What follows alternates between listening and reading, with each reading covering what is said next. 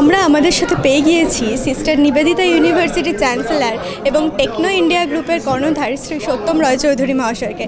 প্রথমেই তাকে স্বাগত জানাই অথর্স লঞ্চে লিটারেচার ফেস্টে। আজ মানে এরকম একটি উৎসবে এসে প্রথমেই আপনার থেকে এটাই জেনে নেব যে বুক ফেয়ারে লিটারেচার ফেস্টের গুরুত্ব কতটা মনে হয় স্যার আপনার?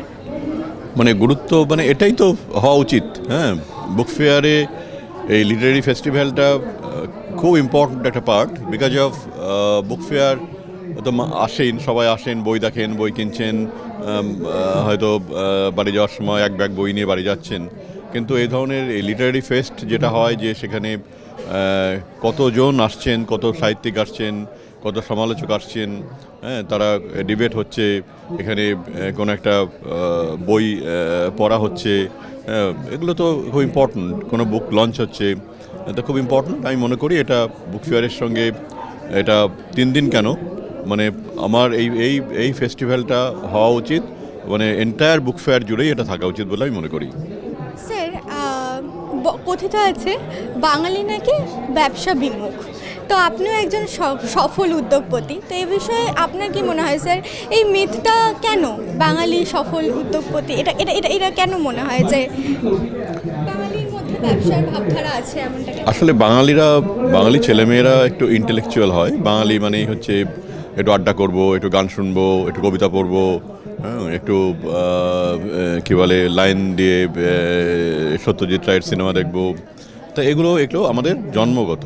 হ্যাঁ, এটা থেকে আমরা কখনো বেরোতে চাইওনি, বেরোতে পারিওনি, এবং আমরা খুব রিল্যাক্সড থাকতে চাই সবসময়, যে কোনো ঝুঁকিপূর্ণ কাজের মধ্যে না থেকে 10টা অফিস করব, তারপরে আমার মতো করে আমি আমার জীবনটাকে কাটাবো।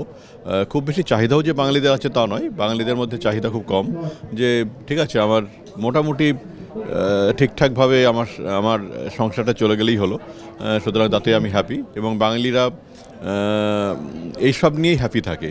হ্যাঁ, তার বই, সাহিত্য, সংস্কৃতি, সিনেমা, গান, গল্প, আড্ডা, পরিবার, এটা নিয়ে হ্যাপি থাকে অনেক বেশি টাকার থেকেও, যার জন্য এটা আছে। এবং বাঙালিরা যে ব্যবসা করেনি তা নয়। আজকে আমরা যদি মনে করি যে বহু পুরনো দিনে ফিরে গেলে দেখা যাবে যে যত বড় বড় ইন্ডাস্ট্রি ছিল, যত বড় বড় জুট মিল ছিল, যত বড় বড় টি গার্ডেন্স ছিল, যত যা কিছু ছিল বাংলায়, যা কিছু হয়েছে সবই মানে বাঙালিদের জন্য, বাঙালিরাই করেছেন। কিন্তু সেটা মানে পলাশী যুদ্ধের পরে আমাদের এখানে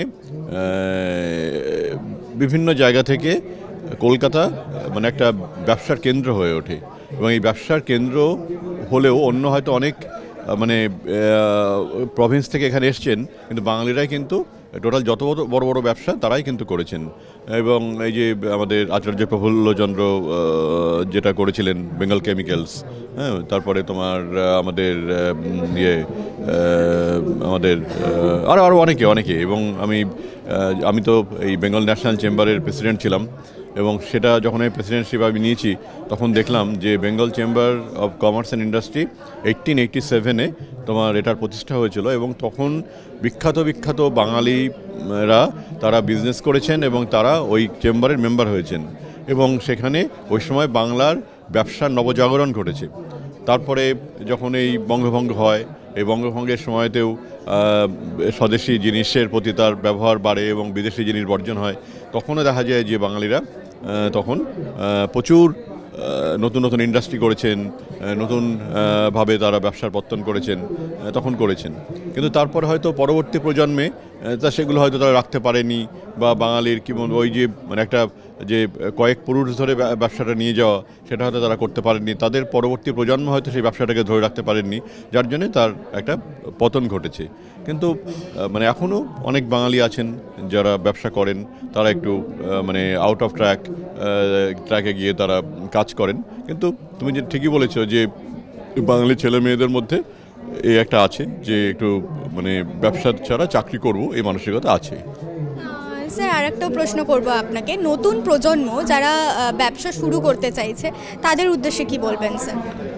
এটাই বলবো যে ব্যবসা এমন কিছু কঠিন কাজ নয়, ব্যবসা সোজাই একটা কাজ, এবং একটা চাকরি করার থেকেও সোজা বলে আমি মনে করি। এটা শুধু কিছু যেটা দরকার সেটা হচ্ছে ডেডিকেশন দরকার, অনেস্টি দরকার, এবং প্যাশন দরকার।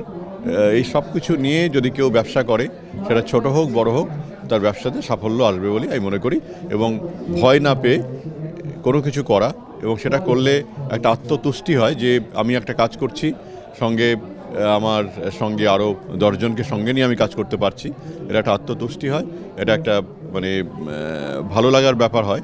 তা সেটা আমি বলবো যে তোমরা এগিয়ে এসো, ব্যবসা করো, এবং ব্যবসা করতে গিয়ে হয়তো অনেক প্রতিকূলতা আসবে, সেগুলোকে ওভারকাম করো, দেখবে একদিন আমার এই তোমাদেরই ব্যবসাগুলো অনেক বড় হবে, এটাই মনে করি।